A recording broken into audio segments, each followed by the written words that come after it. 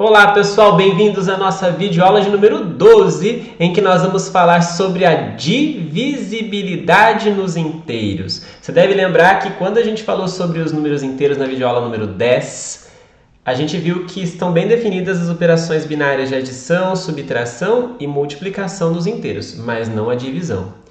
Porque, de fato, quando a gente pega dois números inteiros, a divisão entre eles pode não dar um número inteiro. É o caso, por exemplo, de 3 e 2. Se eu dividir 3 por 2 ou 2 por 3, não dá um número inteiro, né? Mas aqui a gente tem a possibilidade de estudar este fato, sobre a possibilidade ou não de haver a divisão exata, ou seja, a divisão de dois inteiros ser um inteiro. Isso nos leva a um conceito que, até onde eu sei, não costuma ser abordado nas escolas, no ensino fundamental, tampouco no médio. Bom, até onde eu sei, mas não que não pudesse ser abordado dessa forma. Aliás, até abordado, mas não talvez com essa linguagem que nós vamos fazer aqui, né? Então, por isso, talvez pode causar uma confusãozinha na sua cabeça se você nunca viu essa notação ou esse tipo de coisa, mas é bem tranquilo de entender e traz algumas propriedades que a gente vai abordar aqui. Vamos lá. Primeiro, notem. Eu vou pegar dois números inteiros A e B. Eu vou dizer que o A divide B, autoexplicativo, né? O A divide B se a divisão de B por A for exata. Quer dizer, se eu dividir B por A e o resultado for um outro número inteiro. Como eu dizer isso de uma maneira padrão nos inteiros, sem apelar para a divisão que não existe aqui, eu teria que ir nos racionais para ver. Bom, vamos definir então da seguinte maneira. O A divide o B se existir o número inteiro tal que o B ele A vezes esse X. Notem que isso é o mesmo que eu estava tentando provocar vocês a pensar. É a divisão de B por A dando exatamente o número inteiro. Então, se você dividir B por A, aquela história do tá multiplicando, passa dividindo, B por A dá X, dá inteiro, né? Mas como aqui a gente não tem a divisão, então vamos pensar dessa forma. O A divide B se existe um inteiro X, tal que o B ele é A vezes esse X. É essa definição que nós vamos assumir aqui, é essa que nós vamos usar. Quando o A dividir o B, eu vou usar esse símbolo aqui, A divide B. Notem, não é uma barra torta, é uma barra vertical perpendicular à linha. É a barra em pé, B. Professor, mas certo não seria B dividido por A? Isso, B dividido por A dá X. Mas não é exatamente o que eu estou dizendo para você que não é isso aqui. Esquece, tá? Estou te dizendo que aqui tem uma frase, o A divide B. A divide B. O A é um divisor do B. A gente pode falar assim também. O A é um divisor do B. Ou, aliás, a gente pode falar também que o B é divisível por A. Ou a gente pode falar que o B é um múltiplo do A. Todos esses termos é importante que você saiba usar, tá bom? Notem, quem é o X nesse caso? É o resultado da divisão que você já conhece. Só que notem, esse símbolo aqui, por mais que eu tenha usado ele, se você já conhece os reais, é claro que você conhece, então faz sentido para você lá no mundo dos racionais, pelo menos, ou no mundo dos reais, pelo menos, desde que o A não seja zero. Mas aqui, isso que eu estou falando vale mesmo que o A seja zero, tá? Essa última frase aqui, essa parte, só vai valer se o A não for zero, porque eu não posso dividir por zero. Mas aqui sim, tudo bem dizer que o zero divide alguém, tá? Professor, não faz sentido dizer que o zero divide ninguém. O zero não divide o 2. O zero não divide o 2, tem razão. Mas o zero divide o zero. Professor, eu aprendi no cálculo que 0 sobre 0 é uma indeterminação. Não é isso que nós estamos falando aqui. Nós estamos dizendo que o zero divide zero. O que é 0 dividir 0? Olha, isso aqui só vale quando existir um número x tal que 0 é 0 vezes x. Existe? Infinitos. Existem infinitos. 0 vezes 1 dá 0, 0 vezes 2 dá 0. Existe. Então tá tudo bem dizer que o 0 divide 0. Aqui, não estou negando nada lá do cálculo. 0 sobre 0 é uma indeterminação. Mas aqui não é isso que eu estou fazendo. Estou falando sobre o conceito de divisibilidade. O 0 divide o 0? Sim. Não estou dizendo quem é o x. É isso que o cálculo estaria preocupado. Quem é o x? Não é que não estou dizendo que que eu quero saber quem é o x. Tem infinitas opções. Quero saber que existe. Tá? Muito bem. Então vamos para as propriedades.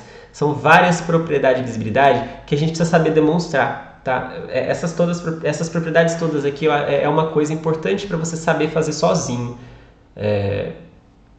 Tá? São propriedades relativamente simples porque usam só o conceito e uma coisinha ou outra já conhecida. Tá? Bom, primeira propriedade. Todo número inteiro divide zero. Por quê? Pega um número inteiro qualquer A. Existe um x tal que 0 é A vezes x? Você consegue pensar... Eu quero dizer assim, o 0 é divisível por qualquer A. Existe algum número que multiplicado por 0 dá 0? Sim, o 0. O x é 0. Então, sim, todo número inteiro A divide o 0. Em particular, como eu já tinha observado para vocês, o 0 é um número inteiro. O 0 divide o 0, tá tudo bem. Tá bom? Outra propriedade número 2. O 1 divide qualquer número inteiro.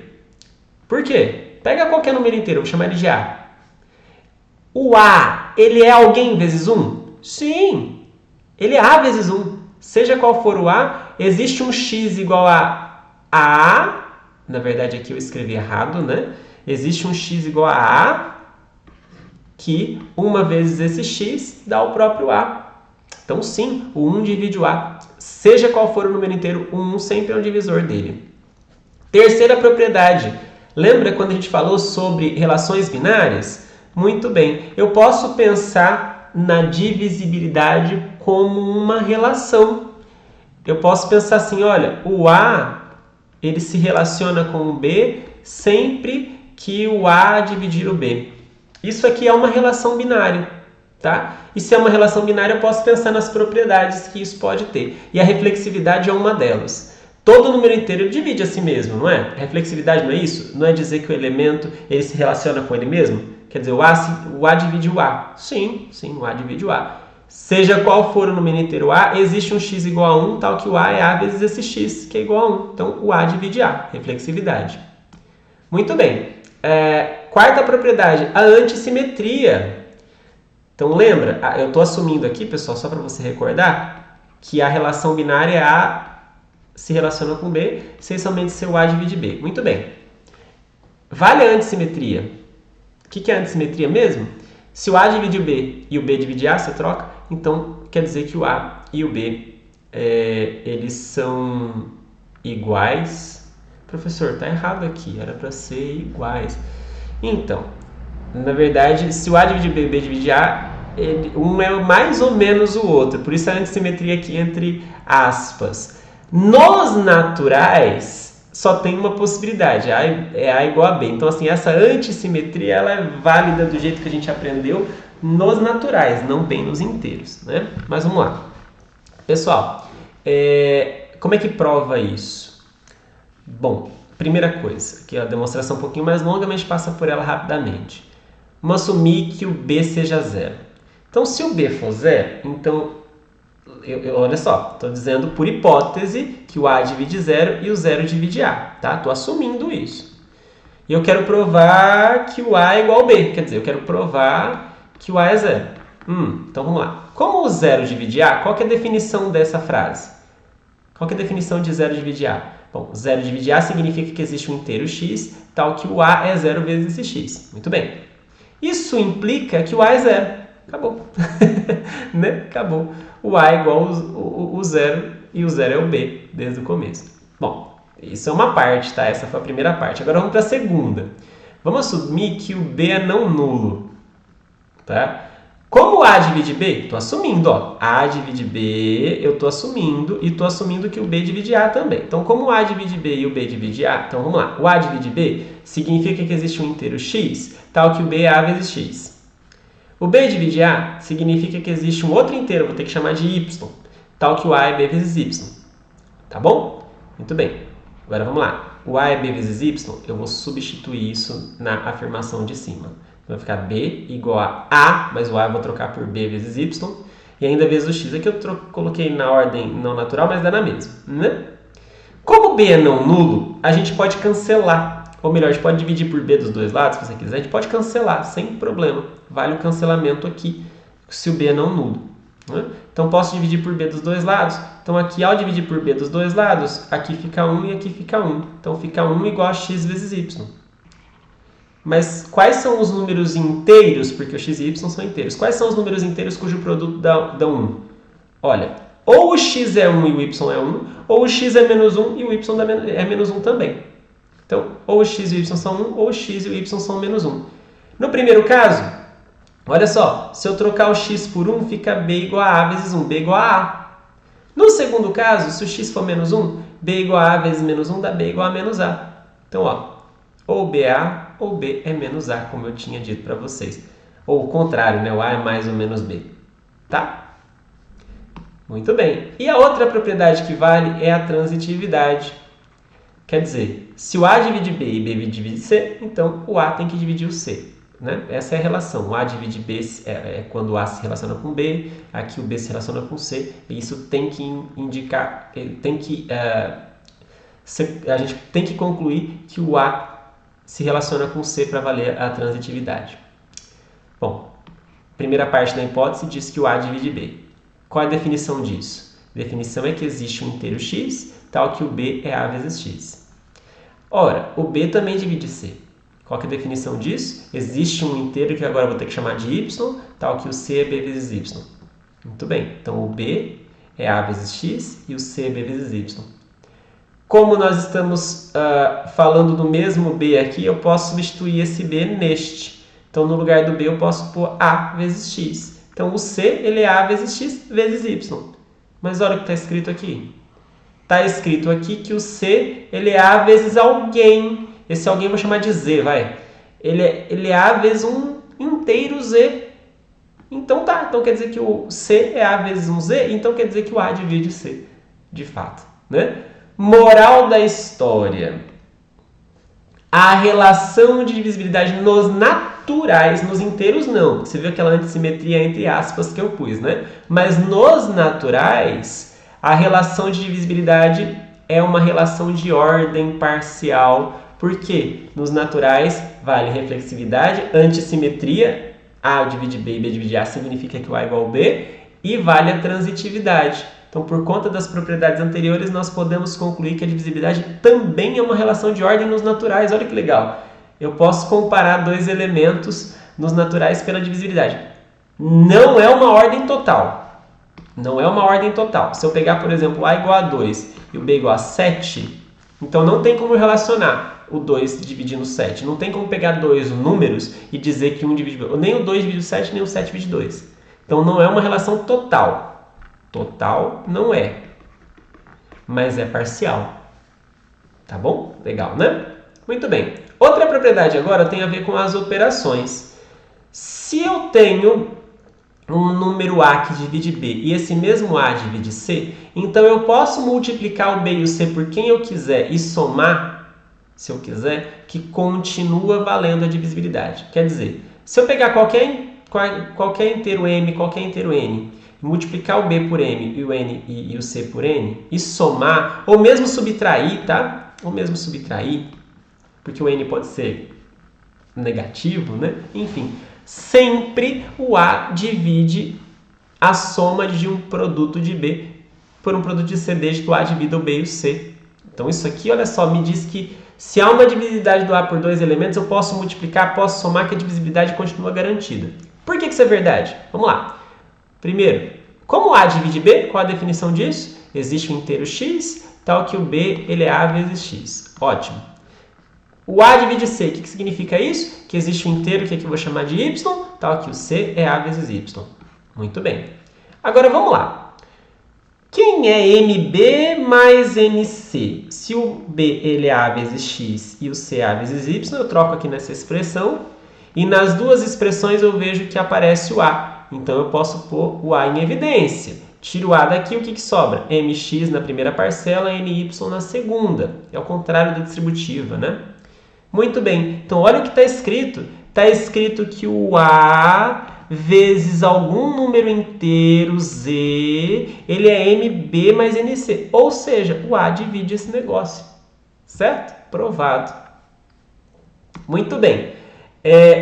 Oitava propriedade. Se o A divide B e A divide C, claro que ele, por exemplo, em particular, né, divide o B mais C.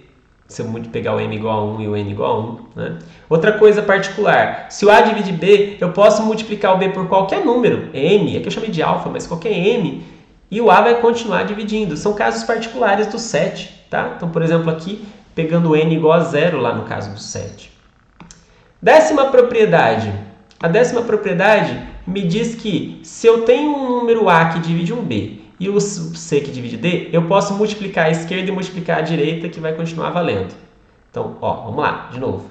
Deixa eu ver se facilita o entendimento assim. A divide B, C divide D. Então, eu posso multiplicar os dois à esquerda, que vai dividir o produto dos dois à direita.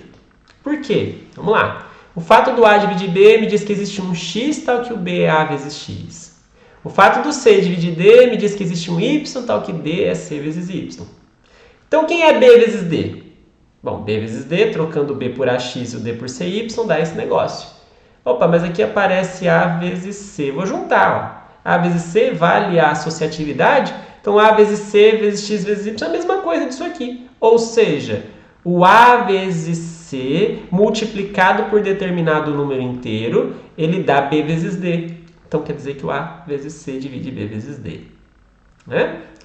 Então, essas foram as 10 propriedades sobre divisibilidade que você pode memorizá-las e pode usar quando for necessário, mas que também é importante você saber demonstrar, tá? Saber demonstrar te ajuda a entender bem esse conceito. Bom, vamos lá.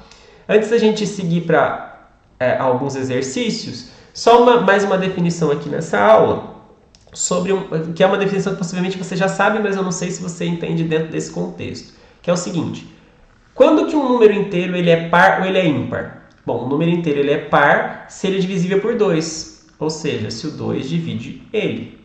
Ele é ímpar se o 2 não divide.